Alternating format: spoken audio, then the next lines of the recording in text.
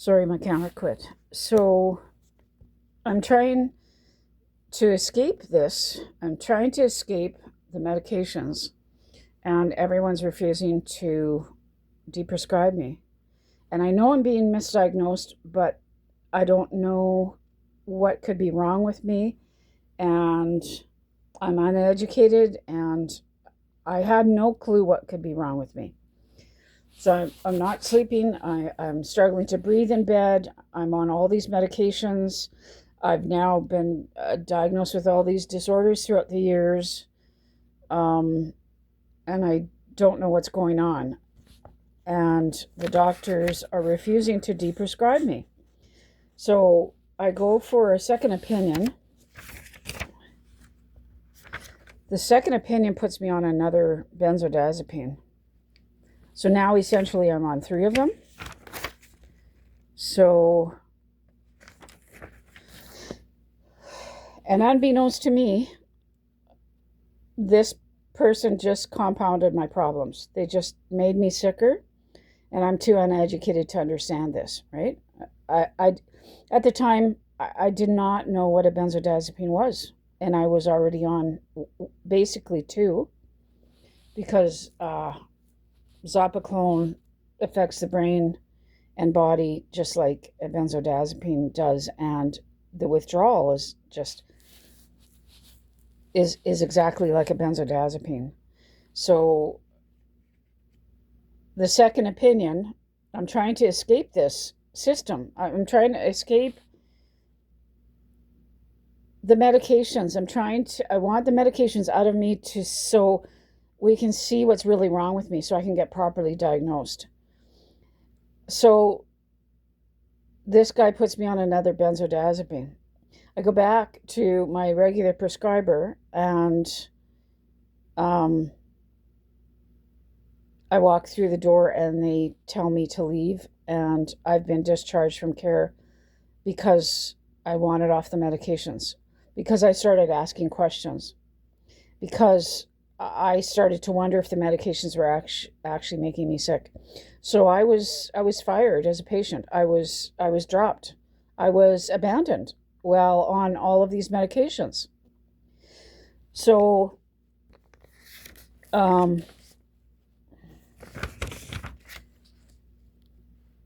tell you what I was on. Okay, so I'm on 14 or 15 different medications. The key here is I'm having troubles breathing. I can't sleep. When and this is all in retrospect, right? I had to start to try to get educated to fight for myself, fight to try to save myself.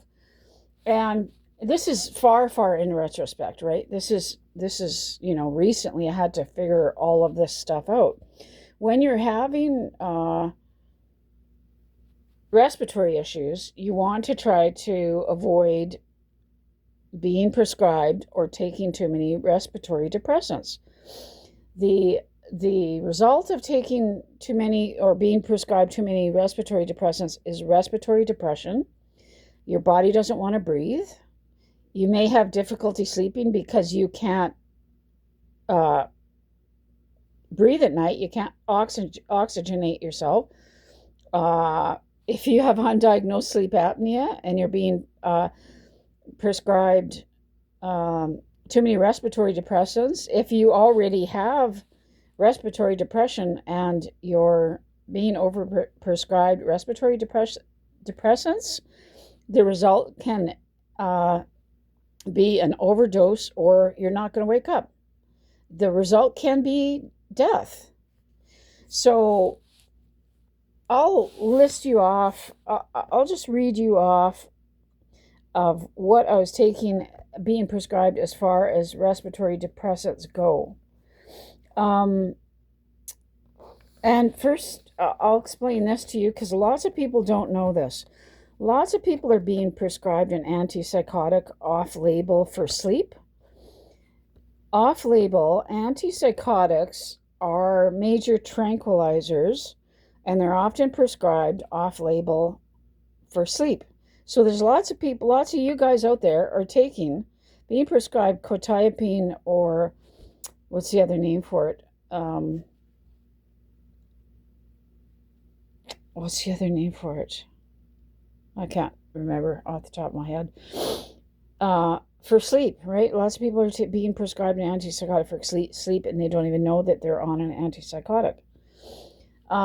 So I've never been psychotic. I've never needed an antipsychotic for psychosis. I've never been, I've never been sick like that. So just to clarify that, when I read you the list of respiratory depressants that I was on at the time. So I was on gabapentin, 300 milligrams, trazodone 3 times. These are all the drugs that cause respiratory depressants. And I won't bother telling you the other medications that do not adversely affect breathing. So I was on oxycodone, an opioid. I didn't know what an opioid was. Gabapentin, 300 milligrams, trazodone, 3 times 50, Zopiclone, 2.5 times 7.5, clonazepam, or lorazepam, 4 times 1 milligram. And then I go to see this other doctor for a second opinion. He adds clonazepam on to the mix, 3 times 0.5. So now I'm in big trouble, right? So that was my second opinion. Now I'm worse off than before I even left the doctor's care that I needed to leave because I wanted off the medications. So I did not stay with that doctor. I went for a third opinion. Okay, so I go to for a third opinion, and I walk in. The guy's just, really personable, really friendly, really smiley. This guy's like my best friend, right? And I'm telling him my whole story, that I'm being misdiagnosed, blah, blah. I'm on all of these respiratory depressants already, and I'm having trouble breathing already. I make it very clear, because I've made it very clear for years with many doctors, there's something wrong with my breathing.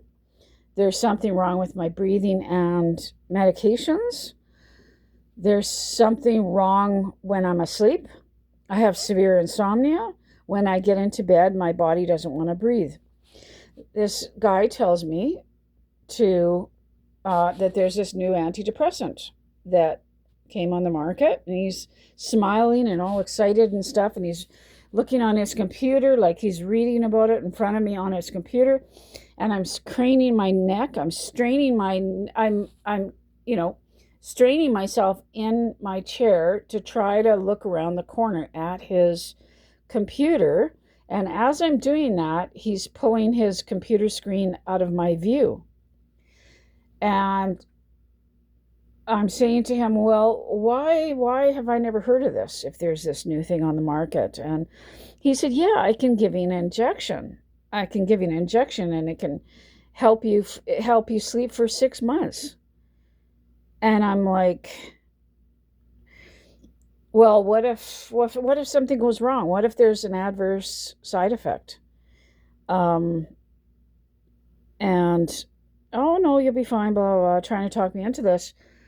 And, friendliest, amiable, charismatic guy, but the hair's standing up on my neck, right? And he's saying, well, he gets up and goes to his closet, and he said, I can give you an injection right now, and we can get it over with, and you'll start sleeping right away. What he was going to do? Okay, well, I won't tell you that yet. I say, no, I don't know if I can take a gamble like that. And he said, okay, well, I'll write you a prescription for it. And I go to the pharmacy to pick it up, and the pharmacist fills it and says, I said, this isn't an antipsychotic, is it? Because I'm already having problems breathing. and there's something wrong with me and medications. And they said, yeah, it is. So this guy would have killed me with a 6-month injection of a major tranquilizer when I was already on 6 powerful respiratory depressants, and several and multiples of each of those respiratory depressants. If you added on, if you injected somebody, and I maybe weighed, I don't know, 125, 130 at the time, probably 125. If you added that to all the drugs that I was already on, what was actually happening to me was I was already suffering from respiratory depression. I had undiagnosed sleep apnea, asthma, and I was already struggling to breathe and telling doctors that I was struggling to breathe. Add an injection like that on top, and it would have killed me. I wouldn't have woken up the next day. So what he did, I didn't fall for the injection. So what he did was prescribe it in pill form to me. I phoned him from the pharmacy, and I said, I had him on speakerphone, and I said, what's wrong with you? Why did you lie to me? Why would you lie to me? And he laughed, and, oh, I'm so sorry. I prescribed the wrong one. I'm so apologetic, blah, blah, blah. He calls in the proper prescription, and the pharmacist fills it, and I say, that's not another antipsychotic, is it? And she said, yes, it is. And I phoned him and asked him what was wrong with his head. What's wrong with you? There's something wrong with you. And anyways, I would have been killed. And I had a third opinion. No, he was my third opinion. I had a fourth, fifth, sixth, seventh opinion. Nobody could figure anything out. Nobody would deprescribe me. And so, and I'm repeatedly being given opioids with all these respiratory depressants. I'm literally dodging bullets out here. I'm literally fighting for my life.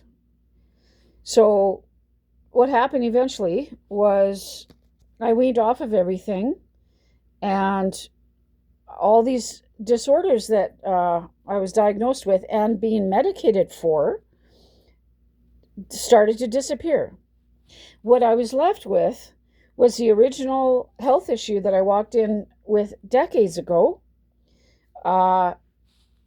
Difficulty breathing at night, mouth breather, a small airway, and sleep apnea.